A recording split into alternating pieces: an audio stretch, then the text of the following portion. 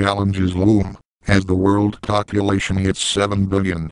A report from the Associated Press. A 40-year-old mother of 8, with a 9th child due soon.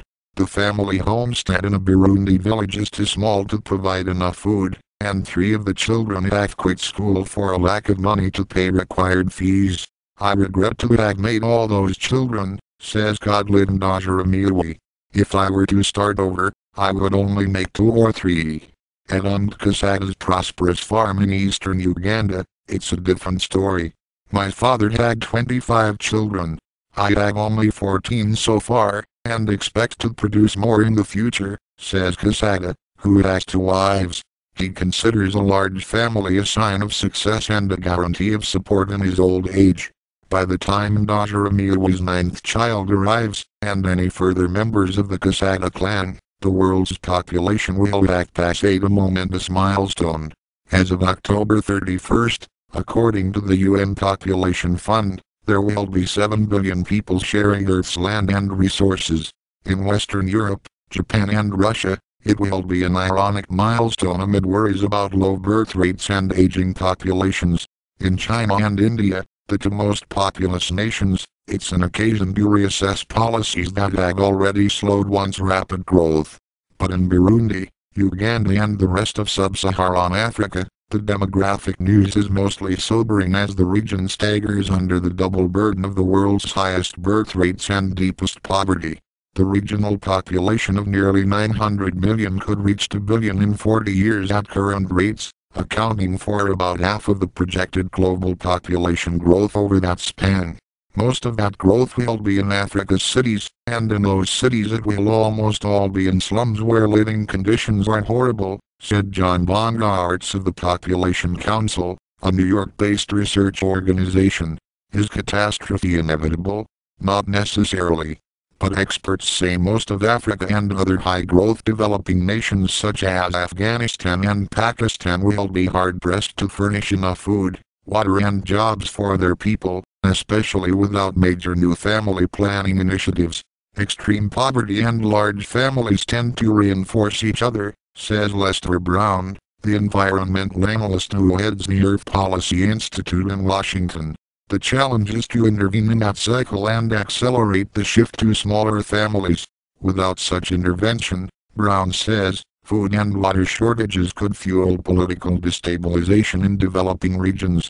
There's quite a bit of land that could produce food if we had the water to go with it, he said. It's water that's becoming the real constraint. The International Water Management Institute shares these concerns, predicting that by 2025 about 1.8 billion people will live in places suffering from severe water scarcity. According to demographers, the world's population didn't reach 1 billion until 1804, and it took 123 years to hit the 2 billion mark in 1927. Then the pace accelerated 3 billion in 1959, 4 billion in 1974, 5 billion in 1987, 6 billion in 1998. Looking ahead, the UN projects that the world population will reach 8 billion by 2025, 10 billion by 2083. But the numbers could be much higher or lower, depending on such factors as access to birth control, infant mortality rates and average life expectancy, which has risen from 48 years in 1950 to 69 years today. Overall, this is not a cause for alarm. The world has absorbed big gains since 1950, said Bongartz, the vice president of the Population Council. But he cautioned that strains are intensifying, rising energy and food prices, environmental stresses, more than 900 million people undernourished. For the rich, it's totally manageable, Bongartz said. It's the poor, everywhere, who will be hurt the most. The executive director of the UN Population Fund, former Nigerian Health Minister Babatunde Asotiman, describes the 7 billion milestone as a call to action, especially in the realm of enabling adolescent girls to stay in school and empowering women to control the number of children they have. It's an opportunity to bring the issues of population, women's rights and family planning back to center stage, he said in an interview. There are 215 million women worldwide who need family planning and don't get it. If we can change that, and these women can take charge of their lives, we'll have a better world. But as Showtime noted, population-related challenges vary dramatically around the world. Associated Press reporters on 4 continents examined some of most distinctive examples. The Asian factor. It's 6 p.m. in Mumbai, India's financial hub, and millions of workers swarm out of their offices, headed to railway stations for a ride home. Every few minutes, as a train enters the station, the crowd surges forward. For nearly 7 million commuters who ride the overtaxed suburban rail network each workday, every ride is a scramble. Each car is jam-packed. Sometimes, riders die when they lose their foothold while clinging to the doors. Across India, the teeming slums, congested streets, and crowded trains and trams are testimony to the country's burgeoning population. Already the second most populous country, with 1.2 billion people, India is expected to overtake China around 2030 when its population soars to an estimated 1.6 billion.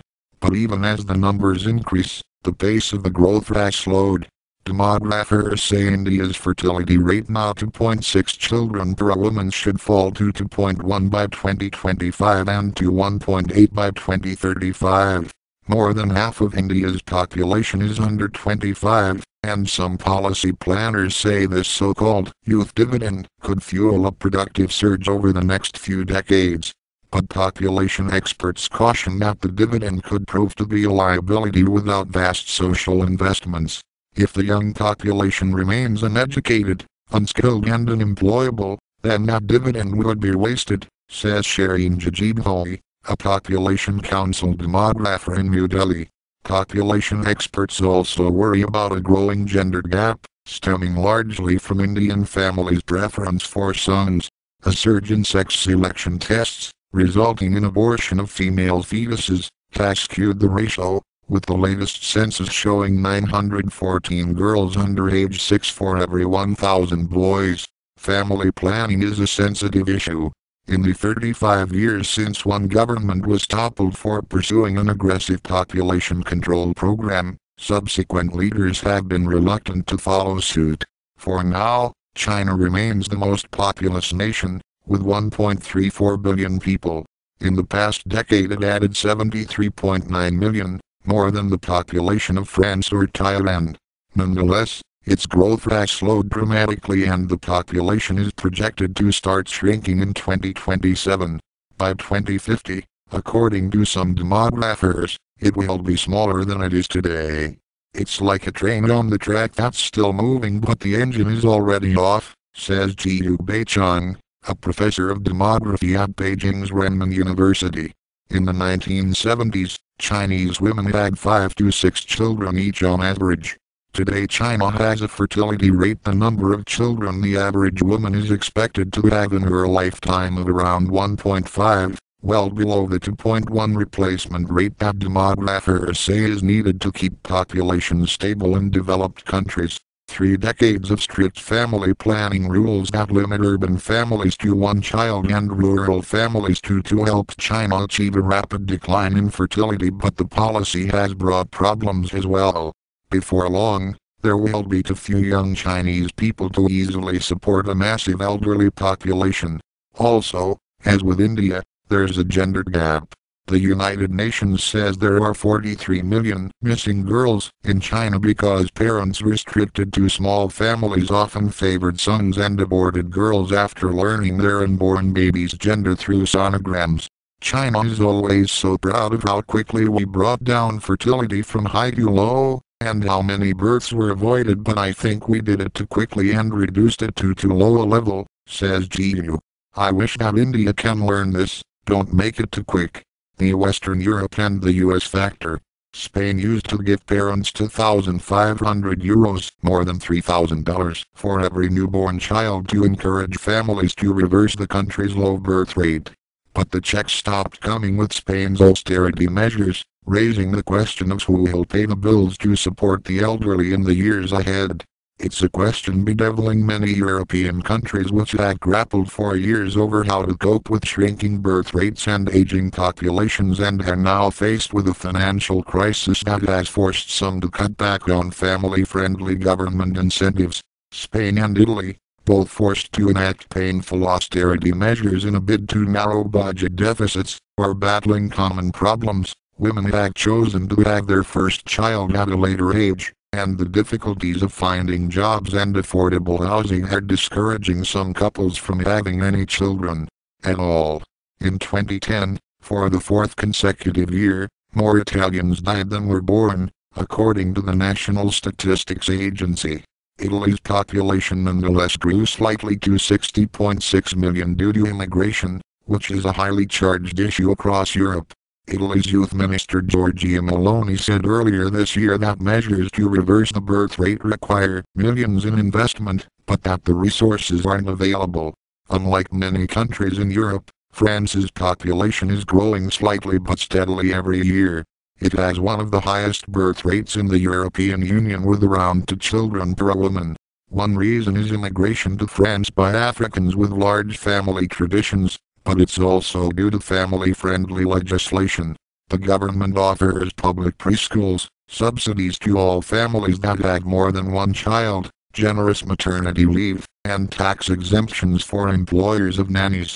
Like France, the United States has one of the highest population growth rates among industrialized nations. Its fertility rate is just below the replacement rate of 2.1 children per woman, but its population has been increasing by almost 1% annually due to immigration. With 312 million people, the U.S. is the third most populous country after China and India. The Africa factor. Lagos, Nigeria, is expected to overtake Cairo soon as Africa's largest city. Private water vendors there do a brisk business in the many neighborhoods that otherwise lack access to potable water. The draw of generators is omnipresent, at offices and markets, in neighborhoods rich and poor, because the power grid doesn't produce enough power. Periodic blackouts extend for hours, days, sometimes weeks. Such is daily life in Nigeria's commercial capital, where the population is estimated at 15 million and growing at 6% or more each year. Problems with traffic congestion, sanitation and water supplies are staggering. A recent article in UN Habitat said 2/3 of the residents live in poverty. The rest of Nigeria isn't growing as fast. Estimates of its growth rate range from 2% to 3.2%. But it's already Africa's most populous country with more than 160 million people. Diana Bangi Bennett, the UN Population Fund's deputy representative in Nigeria, notes that 60% of the population is under 30 and needs to be accommodated with education, training and health care. It is a plus if it is taken advantage of, he said of Nigeria's youth. But if it is not harnessed, it can be a challenge, because imagine what hordes of unemployed young people can do.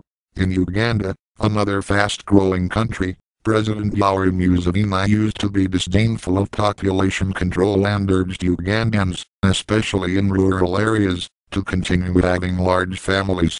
Recently, the government has conceded that its 3.2 population growth rate must be curbed because the economy can't keep pace. Earlier this year, anti-government protests by unemployed youths and other aggrieved Ugandans flared in several communities, and 9 marchers were killed in confrontations with police. The government has been convinced that unless it invests in reproductive health, Uganda is destined to a crisis, says Hannington Birungi of the Uganda Population Secretariat.